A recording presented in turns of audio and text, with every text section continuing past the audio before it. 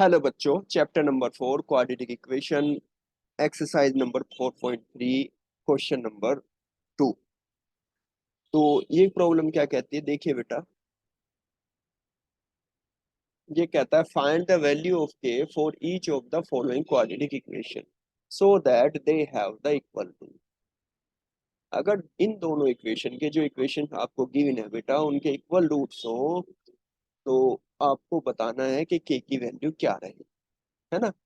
तो इससे पहले भी बेटा हम नेचर ऑफ द रूट्स का हमने बात किया था और देखा था कि कब रूट्स इक्वल होते हैं, कब डिस्टिंक्ट होते हैं और कब रूट्स नहीं होते, है ना। और इक्वल कब होते हैं तो उसके लिए तो एक विशेष कंडीशन आई थी। जब क्या होता है बेटा, जब किसी इक्वेशन का डिस्क्रिमिनेंट जीरो होता है तो उस इक्वेशन के इक्वल रूट होते हैं। चलिए इस स्टेटमेंट को मैं याद दिला देता हूँ, लिख भी देता हूँ। We no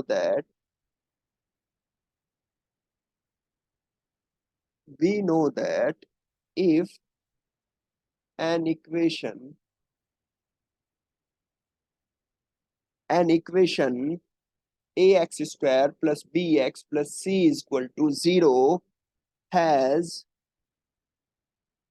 two equal roots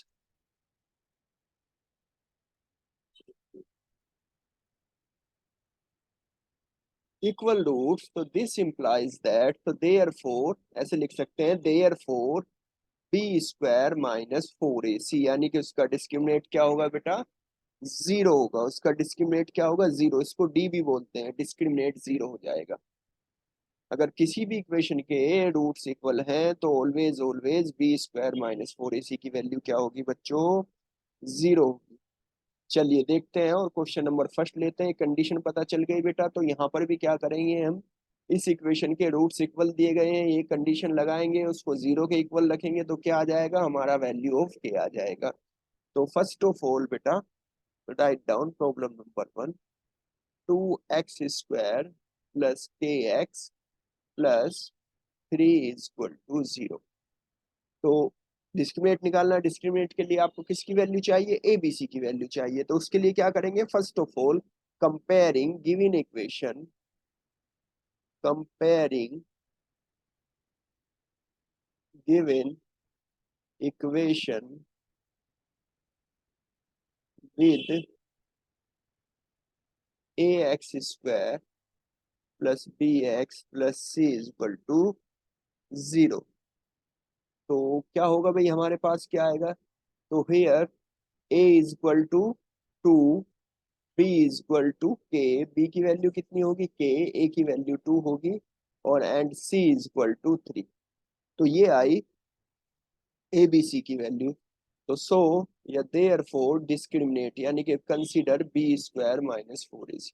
तो बी की जगह here value b is equal to k, यानी कि बी की जगह क्या हो जाएगा, square of k minus 4 into, in place of a2, in place of c3। so this thing is equal to k square minus 2 2 za 4 2 za 8 8 3 za 24। so here b square minus 4ac is equal to k square minus 24। तो ये किसकी value आई भाई, discriminant की value आई। लेकिन for equal roots b square minus 4ac 0। So this implies that k square minus 24 is equal to 0. So this implies that k square is equal to 24। और इसको क्या लिखा जा सकता है, इसको लिखा जा सकता है बेटा k is equal to under the root under under the root 24। और इसको बेटा 24 को आप देखोगे तो इसको लिख सकते हो 2 × 2 × 2 × 3। और ये दोनों तरफ अगर रूट लेंगे तो बेटा 2 का एक पेयर बन जाएगा, तो ये आ जाएगा 2√6। तो यहाँ पर भी हेयर वैल्यू ऑफ के is equal two plus minus 2√6। तो यहाँ पर वैल्यू क्या आ गई बेटा, के की वैल्यू ऑफ के आ गई आपका 2 रूट प्लस माइनस 2√6। तो के इज इक्वल टू, एक बार प्लस ले लेते हैं, 2√6 कोमा माइनस 2√6। तो ये तो हुई बेटा प्रॉब्लम नंबर 1 कि गिवन इक्वेशन के रूट्स इक्वल हैं तो के की वैल्यू इजीली हम आइडेंटिफाई कर सकते हैं। चलिए प्रॉब्लम नंबर सेकंड कैलकुलेट करते हैं। प्रॉब्लम नंबर सेकंड क्या है भाई? प्रॉब्लम नंबर सेकंड है आपका के एक्स के माइनस टू प्लस सिक्स। तो इसको थोड़ा पहले सिंप्लीफाई कर लेते हैं बेटा, फिर आपको नजर आएगी। इसको क्या लिख सकते हैं? और k x square minus two k x plus six is equal to zero. तो अभी आपको डायरेक्टली ये कैसी इक्वेशन नजर आ रही? क्वाड्रेटिक। और इसके रूट्स कैसे हैं? उसने दिया है कि इसके रूट्स इक्वल हैं।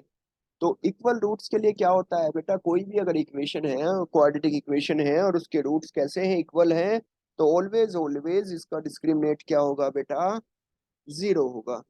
तो डिस्क्रिमिनेट निकालने के लिए किसकी वैल्यू चाहिए आपको? एबीसी की। तो एबीसी की वैल्यू के लिए सबसे पहले क्या करेंगे? कंपेयर कर लेंगे इस इक्वेशन को। तो comparing given equation with a x square plus b x plus c is equal to zero. तो here a is equal to k, b is equal to minus 2k, and c is equal to 6. So therefore b square minus 4ac is equal to, in place of b, 2 minus 2k, और in place of ak, in place of c 6। तो B square minus four A C की जो value होगी बेटा वो क्या हो जाएगी? Square of minus two plus four आ जाएगा, और के स्क्वायर हो जाएगा, और यहाँ पर कितना हो जाएगा भाई? ये हो जाएगा आपका 24k। इसको चाहे तो फोर आप कॉमन ले सकते हैं, और चाहे तो के भी कॉमन है, तो ये यहाँ पर के बचेगा बेटा, और के माइनस सिक्स। फोर के यहाँ पर कॉमन आएगा, तो यहाँ पर क्या बचेगा? के माइनस सिक्स। तो अभी क्या करेंगे बेटा? फोर इक्वल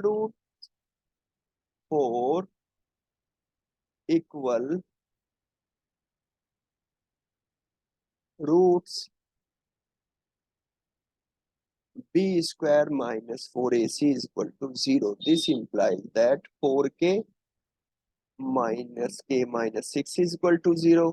तो यहाँ पर 4k minus 6 is equal to 0 है, तो यहाँ पर दो कंडीशन होगी, या तो 4k is equal to 0 होगा, या k minus 6 is equal to 0 होगा।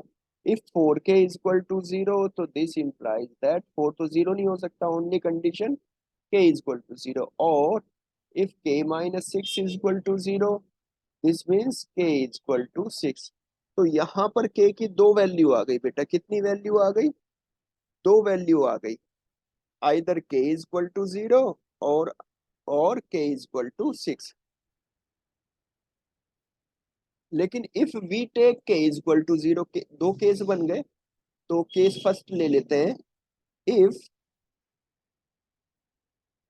We take k is equal to zero, then, और बेटा देखिए पहले मैं बता देता हूं, अगर मैं k is equal to zero ले लूं और k की वैल्यू यहां पर पुट कर दूं, तो ये पूरा टर्म क्या हो जाएगा भाई? जीरो हो जाएगा। के की वैल्यू जीरो रखते ही तो खाली क्या आएगा?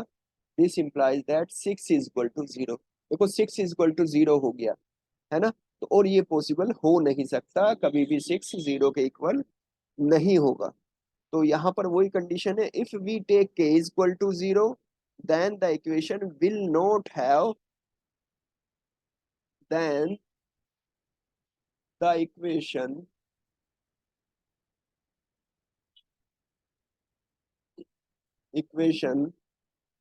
will not have the term